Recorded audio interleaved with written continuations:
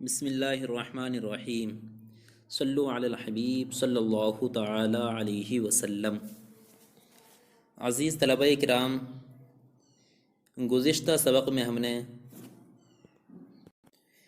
اسم کے اعراب کی اقسام میں سے اسماء ستہ مکبرہ کا اعراب پڑھا تھا اور تثنیہ کا اعراب پڑھا تھا، اور آج ہم جمع مذکر سالم کا اعراب پڑھیں گے اور اسم مقصور کا اعراب پڑھیں گے۔ دیکھیے السادس، اب یہاں سے چھٹا اعراب شروع ہو رہا ہے۔ السادس ان یکون الرفع بالواو المضموم ما قبلها والنصب والجر بالیاء المکسور ما قبلها۔ دیکھیے چھٹا اعراب یہ ہے کہ رفع واو ما قبل مضموم کے ساتھ اور نصب اور جر یا ما قبل مکسور کے ساتھ، اور دوسرے الفاظ میں یہ بھی کہہ سکتے ہیں کہ حالت رفع میں یا حالت رفعی میں واو ما قبل مضموم کے ساتھ اور حالت نصب و جر میں یا ما قبل مکسور کے ساتھ۔ ٹھیک ہے، یہ چھٹی قسم کا اعراب ہو گیا۔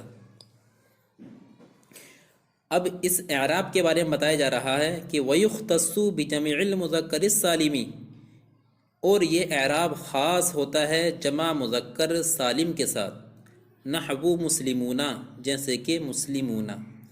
تو دیکھیے اس اعراب کو جمع مذکر سالم کے ساتھ خاص کیا، تو یہاں پر ایک اعتراض یہ پڑتا ہے کہ بھئی جمع مذکر سالم اصل ہے اور جمع مؤنث سالم وہ فرع ہے، تو جمع مؤنث سالم کو اعراب بالحرکت جو کہ اصلی ہے وہ دیا گیا، اور جمع مذکر سالم جو کہ اصلی ہے اس کو اعراب بالحروف فرعی دیا گیا۔ آخر ایسا کیوں کیا؟ ارے اصلی کو اصلی اعراب دینا چاہیے تھا اور جو فرع ہے اس کو فرعی اعراب دینا چاہیے تھا، بلکہ یہاں پر تو مصنف نے اس کے برعکس کر دیا کہ جمع مذکر سالم جو کہ اصلی ہے، ٹھیک ہے، تو اس کو تو اعراب فرعی دیا، اور جمع مؤنث سالم جو کہ جمع مذکر سالم کی فرع ہے تو اس کو اعراب بالحرکت اصلی دے دیا۔ ایسا کیوں کیا؟ تو دیکھیے اس کا جواب یہ ہے کہ جمع مذکر سالم کے آخر میں کوئی ایسا حرف نہیں ہے کہ جو اعراب بالحرکت کو قبول کرے، بلکہ ایسے حروف ہیں جو اعراب بالحروف کو قبول کرتے ہیں۔ اسی وجہ سے مصنف علیہ الرحمہ نے جمع مذکر سالم کے ساتھ اعراب بالحروف کو خاص کیا، نہ کہ اعراب بالحرکت اصلی کو۔ اب دیکھیے آگے، نحو مسلمون، جمع مذکر سالم کا اعراب بتایا، اب اس کی مثال بیان کر رہے ہیں۔ نحو مسلمون، جیسے کہ مسلمون، مسلمون بہت سے مسلمان۔ پھر آگے وَأُولُو، بتا رہے ہیں کہ اور یہ اعراب خاص ہوتا ہے اولو کے ساتھ۔ پھر ہے وَعِشْرُونَ مَعَ أَخَوَاتِهَا، اور یہ اعراب خاص ہوتا ہے عشرون اور اس کے اخوات کے ساتھ، عشرون اور اس کے اخوات کے ساتھ۔ تو دیکھیے یہاں پر انہوں نے جمع مذکر سالم کی 3 مثالیں پیش کی، تو ان 3 مثالوں سے جمع مذکر سالم کی 3 قسموں کی طرف بھی اشارہ ہو گیا کہ جس طریقے سے تثنیہ کی 3 قسم آئی تھی اسی طریقے سے جمع کی بھی 3 قسمیں ہیں۔ تثنیہ کی 3 قسمیں کیا پڑھی تھی آپ نے کل کے سبق میں؟ تثنیہ حقیقی، تثنیہ صوری، تثنیہ معنوی۔ تو ایسے ہی جمع مذکر سالم کی بھی 3 قسمیں ہیں، ایک جمع حقیقی اور ایک جمع صوری اور ایک جمع معنوی، ٹھیک ہے۔ تو تینوں کو آپ دیکھ لیجئے کہ جمع مذکر سالم حقیقی کس کو بولتے ہیں، ٹھیک ہے۔ تو جمع حقیقی، اس کو آپ جمع مذکر سالم حقیقی بھی کہہ سکتے ہیں یا ڈائریکٹ جمع حقیقی کہہ دو، یہ بھی کہہ سکتے ہیں، ٹھیک ہے، جو آسان لگے، جو یاد رہے اسے آپ ذہن میں رکھیں۔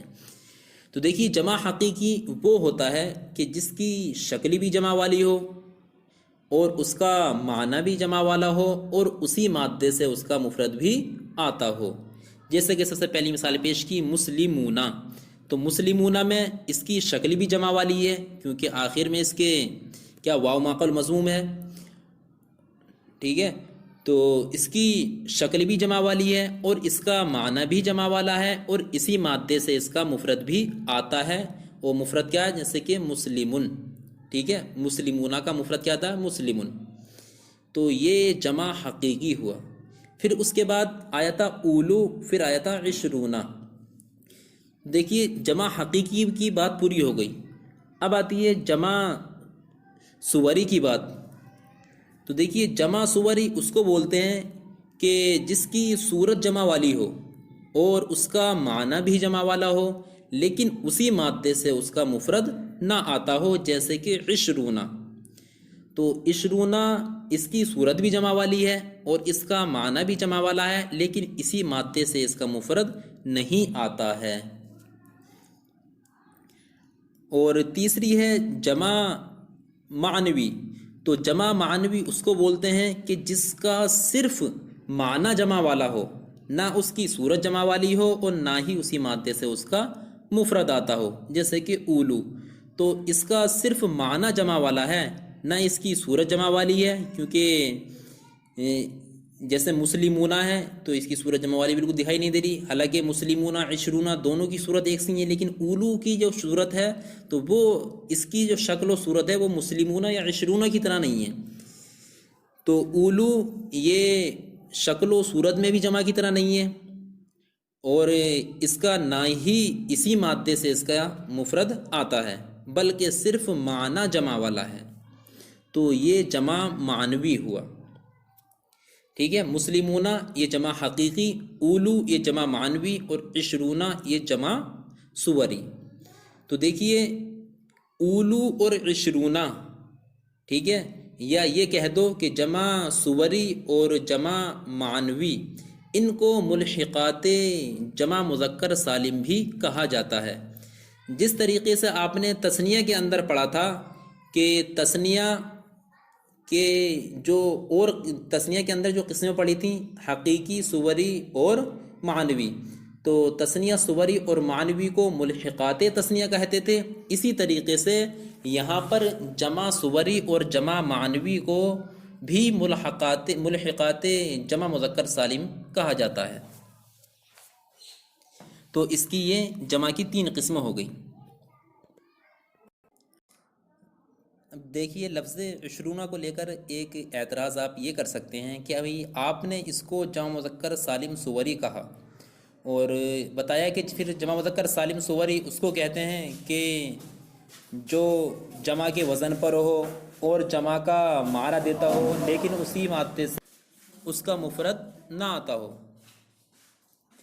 حالانکہ عشرونہ یہ عشرتن کی جمع ہے، اور آپ کہہ رہے ہو کہ جمع مذکر سالم صوری وہ ہوتا ہے کہ جو جمع کے وزن پر ہو اور جمع کا معنی دیتا ہو، لیکن اس کا اسی مادے سے واحد نہ آتا ہو۔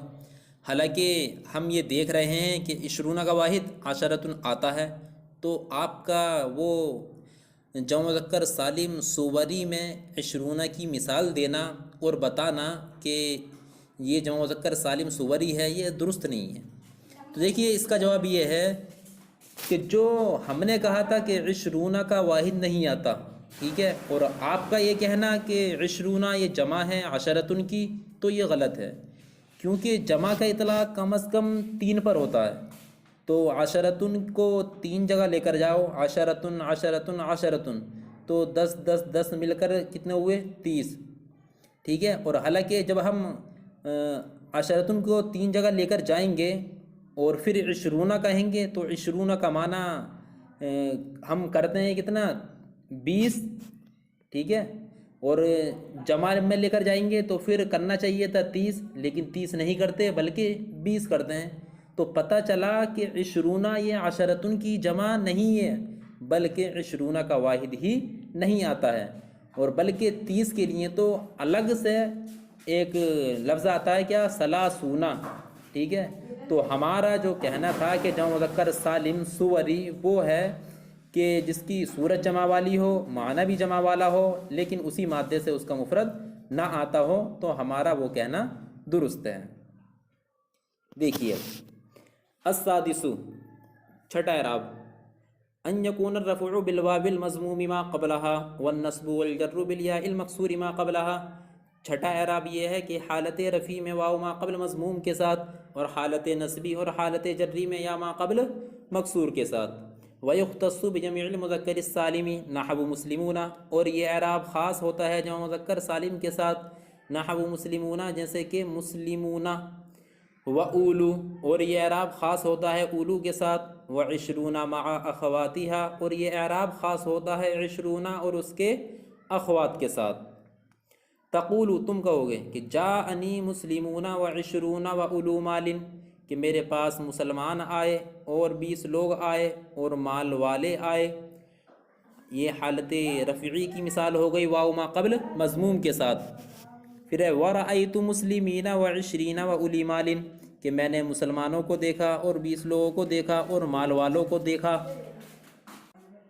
یہ حالت نصبی کی مثال ہو گئی یا ما قبل مکسور کے ساتھ۔ اور دیکھیے وَمَرَرْتُ بِمُسْلِمِينَ وَعِشْرِينَ وَأُولِي مَالٍ، کہ میں مسلمانوں کے پاس سے گزرا اور 20 لوگوں کے پاس سے گزرا اور مال والوں کے پاس سے گزرا۔ یہ حالت جری کی مثال ہو گئی یا ما قبل مکسور کے ساتھ۔ حالانکہ حالت نصبی اور حالت جری دونوں میں یا ما قبل مکسور ہے، لیکن حالت نصبی اور جری میں فرق پیدا کرنے کے لیے آپ دیکھ رہے ہیں کہ رأیتو کا مفعول بن رہا ہے، رأیتو کا مفعول بن رہا ہے مسلمین وعشرین وأولی مال، اور اس والی مثال میں ومررت بمسلمین وعشرین وأولی مال میں یہ با حرف جر ہے اور یہ سب حالت جری میں ہے۔ دیکھیے یہاں تک اس چھٹے اعراب کی بات مکمل ہو گئی۔ اب دیکھیے آگے وعلم، دیکھیے یہاں پر وعلم آیا، اور عربی کے اندر وعلم اور فارسی کے اندر بدا کے، دیکھیے یہ دونوں ایسے کلمے ہیں کہ ان کلموں کو وہاں پر استعمال کیا جاتا ہے کہ جہاں پر متعلم کو آگاہ کرنا مقصد ہو، ٹھیک ہے، یعنی جو طلبہ ہیں ان کو غفلت سے بیدار کرنا مقصد ہو کہ یہ طلبہ اب جو بات آ رہی ہے وہ بہت اہم بات آ رہی ہے، اب اپنے آپ کو غفلت سے بیدار کر لو اور توجہ کے ساتھ سنو۔ تو اسی وجہ سے مصنف علیہ الرحمہ یہاں سے ایک بہت اہم بات بتانا چاہ رہے ہیں، اسی لیے وعلم سے اشارہ کیا اور فرما رہے ہیں کہ وعلم، کہ اور جان لو کہ ان نون التثنیتی مکسورۃ ابداً، کہ تثنیہ کا نون ہمیشہ مکسور ہوگا، ونون جمع السلامتی مفتوحۃ ابداً، اور جمع مذکر سالم کا نون ہمیشہ مفتوح ہوگا۔ دیکھیے یہاں پر بتایا گیا کہ تثنیہ کا نون ہمیشہ مکسور ہوگا اور جمع کا نون ہمیشہ مفتوح ہوگا، ٹھیک ہے۔ تو آپ یہاں پر ایک سوال یہ کر سکتے ہیں کہ بھئی تثنیہ کا نون مکسور ہی کیوں ہوتا ہے اور جمع کا نون مفتوح کیوں ہوتا ہے؟ تو اس کا جواب آپ دیکھ رہے ہیں، دیکھو بین سطور میں بھی لکھا ہوا ہے مفتوحۃ کے نیچے ہے کہ للفرق بینہما وبین نون التثنیتی، کہ تثنیہ کا نون مکسور اور جمع کا نون مفتوح اس وجہ سے ہوتا ہے کہ تاکہ تثنیہ کے نون اور جمع کے نون کے درمیان فرق پیدا ہو جائے اور طلبہ کو پتہ چل جائے کہ تثنیہ کا نون مکسور ہوتا ہے اور جمع کا نون مفتوح ہوتا ہے، ٹھیک ہے۔ ایک اعتراض یہاں پر مکمل ہو گیا اور جواب بھی۔ اور اب دوسرا اعتراض آپ یہ کر سکتے ہیں کہ تثنیہ کا نون مکسور اور جمع کا نون مفتوح، ٹھیک ہے، مطلب اس طریقے سے خاص کیا، تثنیہ میں جو نون آیا بتایا کہ یہ مکسور ہی ہوگا اور جمع میں جو نون آیا بتایا مفتوح ہی ہوگا۔ اس کے برعکس بھی تو کر سکتے تھے، یعنی تثنیہ کے نون کو مفتوح کر دیتے اور جمع کے نون کو مکسور کر دیتے، یعنی اس کے برعکس کیوں نہیں کیا؟ اس کا جواب کیا ہے؟ تو دیکھیے اس کا جواب یہ ہے کہ اعراب کی ترتیب 3 طریقے پر ہے۔ وہ اعراب کی ترتیب جو ہے اس طریقے پر ہے کہ اس کے اندر جیسے 3 اعراب ہیں، تو سب سے پہلے درجے میں آتا ہے ضمہ، پھر اس کے بعد جو درجہ آتا ہے وہ کسرے کا، پھر اس کے بعد جو درجہ آتا ہے فتحے کا، ٹھیک ہے۔ اسی طریقے سے سب سے پہلے آتا ہے واحد، پھر آتا ہے تثنیہ، پھر آتا ہے جمع. ٹھیک ہے، آپ دیکھ رہے ہیں سامنے کہ کیا ہے اعراب کی ترتیب، ضمہ، کسرہ، فتحہ، پھر ہے واحد، تثنیہ اور جمع. تو سب سے پہلے ضمہ آیا، تو ضمہ یہ مفرد کو دے دیا، کیونکہ مفرد یہ ایک پر دلالت کرتا ہے، اور ضمہ بھی اعراب کی ترتیب میں پہلے درجے پر ہے. ٹھیک ہے، تو ضمہ بھی ایک نمبر پہ ہے اور مفرد بھی ایک پر ہی دلالت کرتا ہے، تو ضمہ مفرد کو دے دیا. پھر اس کے بعد ہے کسرہ.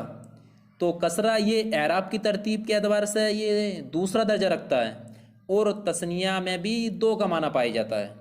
ٹھیک ہے، تو اسی لیے تثنیہ کو کسرہ دے دیا.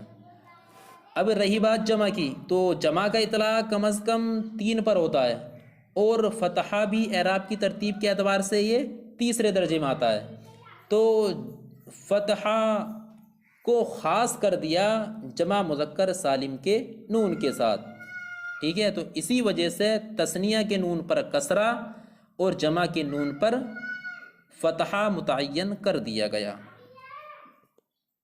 یہ اب دیکھیے وَعَلَمْ أَنَّ نُونَ التَّثْنِيَةِ مَكْسُورَةٌ ابداً، جان لو کہ تثنیہ کا نون ہمیشہ مکسور ہوتا ہے. وَنُونَ جَمْعِ السَّلَامَةِ مَفْتُوحَةٌ ابداً، اور جمع مذکر سالم کا نون ہمیشہ مفتوح ہوتا ہے. اور آپ ایک بات اور دھیان رکھیں کہ جمع مذکر سالم یا جمع یہ عبارت میں آیا وَنُونَ جَمْعِ السَّلَامَةِ، تو جمع سلامت کہہ کر جمع تکسیر کو خارج کر دیا، کیونکہ جمع تکسیر کا جو نون ہوتا ہے کبھی وہ مکسور ہوتا ہے تو کبھی مضموم ہوتا ہے، تو اسی وجہ سے اس کو خارج کر دیا. یہاں پر جمع سے جو جمع مراد ہے وہ جمع مذکر سالم مراد ہے. آگے دیکھیے وَكِلَاهُمَا تَسْقُطَانِ عِنْدَ الْإِضَافَةِ، اور وہ دونوں اضافت کے وقت گر جاتے ہیں. کون کون؟ یعنی تثنیہ کا نون اور جمع کا نون. ٹھیک ہے، وَكِلَاهُمَا تَسْقُطَانِ عِنْدَ الْإِضَافَةِ، اور تثنیہ اور جمع کا نون اضافت کے وقت گر جاتے ہیں. اب آپ کے ذہن میں ایک سوال آ رہا ہوگا کہ بھئی تثنیہ کا نون اور جمع کا نون اضافت کے وقت گرتے کیوں ہیں؟ بتایا کہ گر جاتے ہیں، لیکن کیا وجہ ہے ان کے گرنے کی کہ جو یہ اضافت کے وقت تثنیہ کا نون ہو یا جمع کا نون ہو دونوں یہ گر جاتے ہیں؟ تو دیکھیے اس کا جواب یہ ہے کہ نون چاہے تثنیہ کا ہو یا نون جمع کا ہو، یہ نون جو ہوتے ہیں یہ تنوین کے مشابہ ہوتے ہیں، اور تنوین یہ اضافت کے معنی ہے، یعنی اضافت کو روک دیتی ہے. تو جب تنوین اضافت کو روک دیتی ہے اور تثنیہ کا نون اور جمع کا نون یہ تنوین کے مشابہ ہیں، تو یہ بھی اضافت کو روک دیں گے. ٹھیک ہے، ارے بات سمجھ میں آ گئی؟ کیا ہے؟ یعنی تثنیہ اور جمع کا نون یہ تنوین کے مشابہ ہوتا ہے، اور تنوین یہ اضافت کو روک دیتی ہے. تو جب تنوین اضافت کو روک دیتی ہے تو تثنیہ کا نون اور جمع کا نون یہ کیا تنوین کے مشابہ ہیں، تو یہ بھی اضافت کو روک دیں گے. اسی وجہ سے کہا کہ تثنیہ کا نون اور جمع کا نون یہ اضافت کی وجہ سے گر جائے گا، کیونکہ نون لے کر آؤ گے تو اضافت نہیں کی جائے گی، کیونکہ یہ اضافت کے معنی ہیں. اور اضافت کے معنی جو چیزیں ہیں، دیکھو معنی کا معنی تھا روکنے والا، یہ کہ تو ڈائریکٹ یعنی اضافت سے جو روکنے والی چیزیں ہیں، ایک تو ہے الف لام، اور ایک ہے تنوین، اور ایک ہے نون، یہ بھی معنی اضافت ہوتا ہے. تو یہ 3 چیزیں ہیں کہ جس کی وجہ سے اضافت نہیں ہوتی ہے. تو تثنیہ اور جمع کا نون یہ تنوین کے مشابہ ہوتے ہیں، تو تنوین اضافت کو مانے ہیں، اسی وجہ سے یہ نون بھی اضافت کو مانے ہے. اسی وجہ سے مصنف علی رحمہ نے کہا کہ وَكِلَاهُمَا تَسْقُطَانِ عِنْدَ الْإِضَافَةِ، کہ یہ دونوں نون اضافت کے وقت گر جائیں گے، کیونکہ اگر یہ نہیں گریں گے تو پھر اضافت نہیں ہوگی.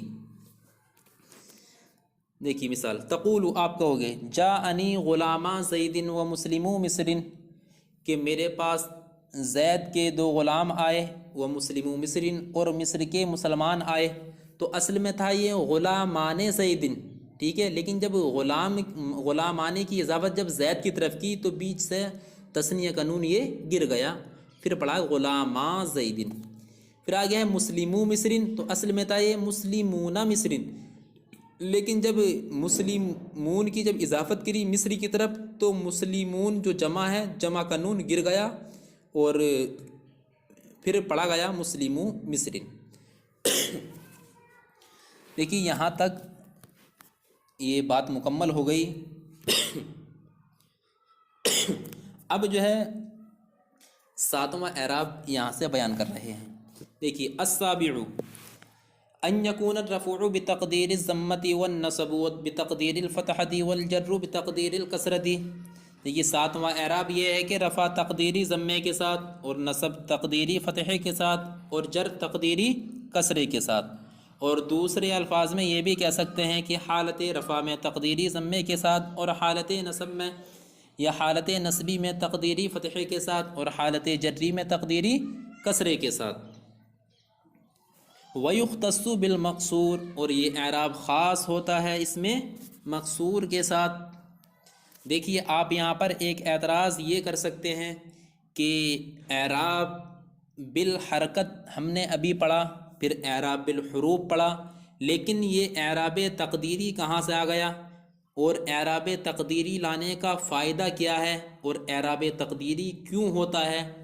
جب اعراب بالحرکت اور اعراب بالحروف دو آ گئے تو اب اعراب تقدیری لانے کی ضرورت کیوں پیش آئی؟ ٹھیک ہے، تو دیکھیے اس کا جواب یہ ہے کہ اعراب تقدیری اس وجہ سے آتا ہے اور اعراب تقدیری کی ضرورت اس وجہ سے پیش آئی کہ جہاں پر اعراب پڑھنا دشوار ہوتا ہے، ٹھیک ہے، تو جہاں پر اعراب پڑھنا دشوار ہوتا ہے تو وہاں پر اعراب تقدیری لایا جاتا ہے، کیونکہ اعراب پڑھنے سے جو رکاوٹیں پیدا ہوتی ہیں، ٹھیک ہے، تو وہ رکاوٹیں جب ہم اعراب تقدیری پڑھیں گے تو وہ دور ہو جائیں گی۔ اور اعراب میں جو رکاوٹیں آتی ہیں تو وہ تین طرح کی ہوتی ہیں۔ ایک ہوتا ہے، یعنی ایک رکاوٹ ہوتی ہے کہ یا تو رکاوٹ آئے گی ثقل کے پائے جانے کی وجہ سے، اور یا رکاوٹ ہوگی تعذر کے پائے جانے کی وجہ سے، یا رکاوٹ ہوگی کسرہ مناسبہ کے پائے جانے کی وجہ سے۔ اور آپ آسان لفظوں میں یہ سمجھ لو کہ تقدیری اعراب تین وجہوں سے آتا ہے، ٹھیک ہے، یعنی تین وجہ ہیں جس کی وجہ سے تقدیری اعراب آتا ہے۔ ایک ہے ثقلی کی وجہ سے۔ اب ثقلی کی وجہ سے مطلب یعنی کہ جس جگہ پر اعراب پڑھ تو سکتے ہوں لیکن پڑھنا دشوار ہو، جیسے کہ قاضی ہے، ٹھیک ہے، تو قاضی کو قاضی پڑھ سکتے ہیں لیکن کلام عرب میں اس طریقے سے پڑھنا دشوار مانا جاتا ہے، اسی وجہ سے اس پر تقدیری اعراب وہ اعراب تقدیری پڑھتے ہیں۔ پھر دوسرا ہے تعذر کی وجہ سے۔ تو تعذر کا مطلب کیا؟ تو تعذر کا مطلب یہ ہے کہ جہاں پر اعراب پڑھنا محال ہوتا ہے، جیسے کہ عصا میں، ٹھیک ہے، اس میں اعراب پڑھنا محال ہے، ٹھیک ہے، تو اس کو بولتے ہیں تعذر کی وجہ سے۔ اور پھر تیسرا ہے کسرہ مناسبہ کی وجہ سے۔ تو کسرہ مناسبہ کا مطلب یہ ہوتا ہے کہ جو یائے متکلم سے پہلے کسرہ آتا ہے اس کو کسرہ مناسبہ نام دے دیا جاتا ہے۔ تو دیکھیے تقدیری اعراب کی تین وجہ ہوتی ہیں، یا تو ثقالت کی وجہ سے، یا تعذر کی وجہ سے، یا کسرہ مناسبہ کی وجہ سے۔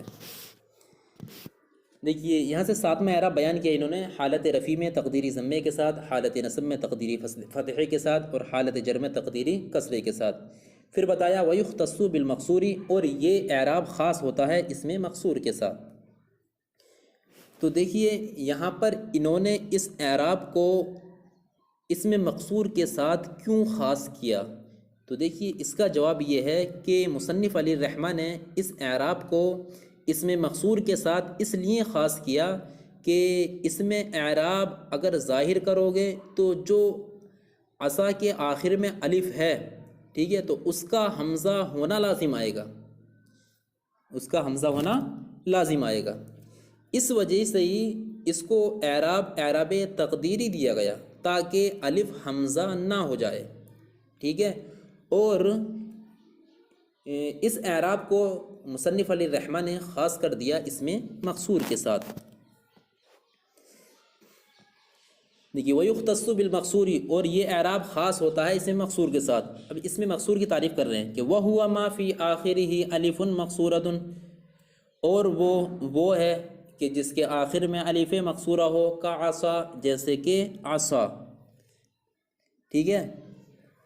تو یہاں پر جو تقدیری اعراب ہے وہ تعذر کی وجہ سے ہے، ٹھیک ہے، یہاں پر جو تقدیری اعراب وہ تعذر کی وجہ سے ہے عصا میں، کیونکہ اگر یہاں پر اعراب لے کر آئیں گے تو پھر عصا کے آخر میں جو الف ہے اس کا حمزہ ہونا لازم آئے گا، تو اسی وجہ سے یہاں پر اعراب تقدیری لایا جائے گا۔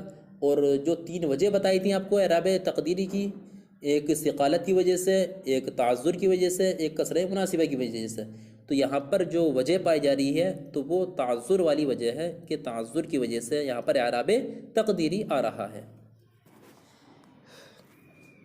اب آگے دیکھیے وَبِالْمُضَافِ إِلَى يَاءِ الْمُتَكَلِّمِ، اور یہ اعراب خاص ہوتا ہے یعنی یا متکلم کی طرف مضاف کے ساتھ، یعنی اضافت یا متکلم کی طرف اضافت کے ساتھ، تو جو اسم مضاف ہوگا تو وہ یا متکلم کی طرف مضاف ہوگا، لیکن ساتھ ہی ساتھ یہ بھی ہے کہ غیر جمع المذکر السالمی، کہ وہ مضاف تو ہو یا متکلم طرف لیکن وہ جمع مذکر سالم کے علاوہ ہو، ٹھیک ہے، جیسے کہ بیان کریں کا غلامی، جیسے کہ غلامی، تو غلامی میں جو یا متکلم ہے، ٹھیک ہے، تو یا متکلم سے پہلے جو کسرہ ہے یہ عامل کا کسرہ نہیں ہے، عامل کی وجہ سے نہیں آیا، ٹھیک ہے، بلکہ یا متکلم اپنے ما قبل کسرہ چاہتی ہے، اسی وجہ سے یہاں پر کسرہ آیا ہے، اور یہاں پر جو اعراب ہے وہ اعراب تقدیری ہی ہوگا، کسی بھی صورت میں یہاں پر اعراب لفظی، ٹھیک ہے، واقع نہیں ہوگا، تو اسی وجہ سے یہاں پر اعراب تقدیری ہی لایا جائے گا۔ اور دیکھو اگر یہاں پر اعراب لفظی واقع کریں گے تو پھر خرابی لازم آئے گی، اور وہ خرابی یہ لازم آئے گی کہ میم پر 2 کسروں کا ہونا لازم آئے گا، اور 2 کسرے کون سے؟ ایک تو کسرہ یہی کہ جو یا متکلم سے پہلے کسرہ آتا ہے وہی، دوسرا حالت جری میں جو کسرہ آئے گا وہ کسرہ، تو 2 کسرے آ جائیں گے، ٹھیک ہے، ایک یا متکلم سے پہلے جو کسرہ آتا ہے وہ، ایک حالت جری والا کسرہ، تو یہاں پر 2 کسروں کا جمع ہونا لازم آئے گا، اور اسی وجہ سے یہاں پر اعراب لفظی نہیں آ سکتا، بلکہ یہاں پر جو اعراب ہوگا وہ اعراب تقدیری ہی ہوگا۔ دیکھیے اس کا ترجمہ ایک مرتبہ شروع سے دیکھ لیجیے۔ السابع ان یکون الرفع بتقدیر الضمۃ والنصب بتقدیر الفتحۃ والجر بتقدیر الکسرۃ، 7واں اعراب یہ ہے کہ حالت رفع میں تقدیری ضمے کے ساتھ، اور حالت نصب میں تقدیری فتحے کے ساتھ، اور حالت جری میں تقدیری کسرے کے ساتھ۔ وَيُخْتَصُّ بِالْمَقْصُورِ، اور یہ اعراب خاص ہوتا ہے اس میں مقصور کے ساتھ۔ اس میں مقصور کی تعریف بیان کر رہے ہیں کہ وَهُوَ مَا فِي آخِرِهِ أَلِفٌ مَقْصُورَةٌ، اور اس میں مقصور وہ ہے کہ جس کے آخر میں الف مقصورہ ہو، کا عصا، جیسے کہ عصا۔ وَبِالْمُضَافِ إِلَى يَاءِ الْمُتَكَلِّمِ، اور یہ اعراب خاص ہوتا ہے یعنی اس مضاف کے ساتھ جو کہ یا متکلم کی طرف ہو، اور غیر جمع المذکر السالمی، جمع مذکر سالم کے علاوہ، کا غلامی، جیسے کہ غلامی۔ تقولو، تم کہو گے، جاءنی عصا وغلامی، کہ میرے پاس لاٹھی آئی اور میرا غلام آیا۔ ورأیت عصا وغلامی، اور میں نے لاٹھی کو دیکھا اور اپنے غلام کو دیکھا۔ ومررت بعصا وغلامی، اور میں لاٹھی کے پاس سے گزرا اور اپنے غلام کے پاس سے گزرا۔